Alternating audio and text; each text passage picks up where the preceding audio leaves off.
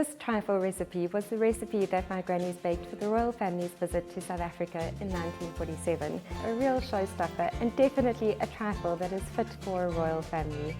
My name's Taryn and I'm a professional baker from South Africa.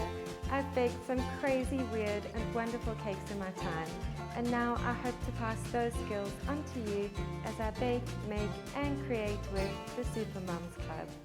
Today's episode is so special to me because it's something I've been wanting to do for such a long time. This trifle recipe was the recipe that my grannies baked for the royal family's visit to South Africa in 1947. In fact, they not only made the trifle, they made a whole lot of cakes and pastries for their high tea as well. And at the time, King George was on the throne, along with Queen Elizabeth, the Queen Mother, and the princesses Elizabeth and Margaret. And my grannies were lucky enough to bake for them. What an absolute honor. My great-grandmother was an incredible baker. She had a bake shop called Lando Cakes in the 1940s in Port Elizabeth. The shop building is still there today, although so much has changed. Together, her and my grandmother were a formidable team, baking the most incredible cakes, pastries, and desserts that you can imagine. This trifle recipe is probably what landed them the task of baking for the royal family because it won so many awards, and it's so different to anything that I've seen before because it has pineapple in it, a little bit strange. It doesn't have jelly as you would expect. It uses almonds instead of walnuts, and it's not really loaded with alcohol. Of course, you guys can add any extra ingredients you want to, and also I'll be making everything from scratch today. You don't have to do that. You can use ready-made Swiss roll and custard and then kind of throw in all the extra ingredients. But to start, this is what you'll need for the sponge cake. 7 eggs, 225 grams of sugar, 115 grams of melted butter, 1 tablespoon of brandy, a teaspoon of lemon essence, and 1 1/3 cups of flour. The printable recipe link is in the description, so you can grab it from there too. The sponge recipe is pretty cool actually because it's not really how I usually make sponge, so maybe you guys will learn something different as well. So I just have a double boiler like this. It's just 2 pots. The top one can fit nice and snugly into the bottom one, and then I have some hot tap water which you can pour into your bottom pot just until the top one starts floating on it. All of our ingredients are actually going to be mixed inside here, but it does go into the oven to bake, so you can pop that onto 180 degrees Celsius or 360 Fahrenheit. Then place your pot on a medium heat on the stove top, add your sugar and the eggs and begin beating it with an electric mixer for 20 minutes. It is long and arduous, but it is so worth it because the eggs fluff up beautifully. After 20 minutes, add your melted butter, brandy and lemon essence, give it a quick beat to combine and remove from the stove. Sift in the flour and gently fold it in, working from the bottom of the pot all the way to the top, making sure it's well combined. Transfer the batter into a 20 centimeter round cake tin that's greased and prepped with baking paper.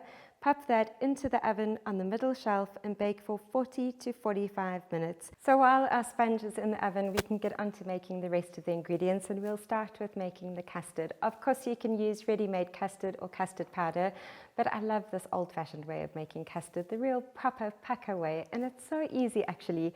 So just 600 mils of milk, and you can pop that into your pot and place it on a stove top on a medium heat. And while that's coming to the boil, then we can mix our eggs. So beat 3 egg yolks, 3 tablespoons of sugar and 2 tablespoons of maizena or corn flour together by hand using a fork. Once the milk comes to the simmer, you can add in your egg mixture and give it a good stir until it completely thickens. It does take a little bit of time, and then you can add in a splash of vanilla essence, give it a stir again, and then you can set it aside because there are some more ingredients that are going to go into it once it's cooled down. So my sponge cakes have about 20 minutes to go, and I really want to get the rest of these ingredients prepped before they come out the oven. Now, the recipe calls for glazed pineapples, and unfortunately, glazed pineapples aren't really something you find in the supermarket nowadays. So I am going to use just some normal pineapple rings that are from a can, and then I've mixed up a little mixture that we can make our own glazed pineapples. So you'll need 20 mils of reserved pineapple juice, a 1/4 cup of sugar and 10 mils of syrup. Give it a mix and then spread it over the top of your pineapples. You can pop them in the microwave for 12 minutes and then take them out every 4 minutes to turn them over. While they're in the microwave, you can finely chop 60 grams of glazed cherries and 85 grams of sliced almonds. And when your pineapples are done, you can finely chop those too. Just allow them to cool enough to handle. Wow, that was a time crunch, but I managed to get those ingredients done, and now my cake is out the oven and it's looking really great. So there are a couple more ingredients to continue prepping for our custard. So we need 140 grams of butter and 3/4 of a cup of white sugar. You can pop your white sugar into the butter and cream it really well with an electric mixer. Then slowly add this mixture into your lukewarm custard, dropping it in spoonful by spoonful. Continue to mix it, and then you can switch out to mixing by hand because we are adding our pineapple, cherries and almonds, and you can mix them into the custard until they're well combined, and we are almost done because we can start with our assembly. So I've let my sponge cool just enough that I can handle it, and you can just tip it upside down and give it a good tap on the bottom, and it should plop straight out. Then slice it into 3 layers, and you can chop those layers into smaller bits and start lining your dish with them. Once the bottom is lined, you can pour in half of the custard and top it with another layer of sponge.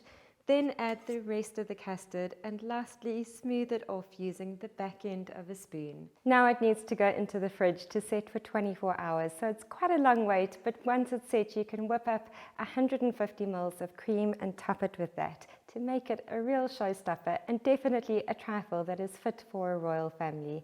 Thank you so much for watching this week's episode and sharing in my family's history and their story. Until next week Sunday, take care and God bless. To learn more about the royal visit to South Africa, visit thecasualobserver.co.za.